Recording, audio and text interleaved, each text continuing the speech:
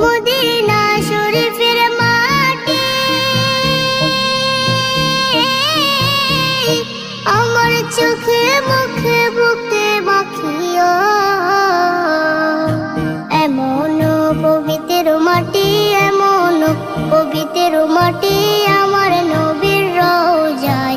তোমরা যদি যাও গো মদিনায়, তোমরা যদি যাও গো মদিনায়, ইয়া রাসূলুল্লাহ ইয়া হাবিবাল্লাহ, ইয়া রাসূলুল্লাহ ইয়া হাবিবাল্লাহ। মদিনা শরীফের মাঝে বেহেশতের বাগান আছে, সেই বাগানে শুয়ে আছেন, সেই বাগানে শুয়ে আছেন প্যারা নবী মুস্তাফা।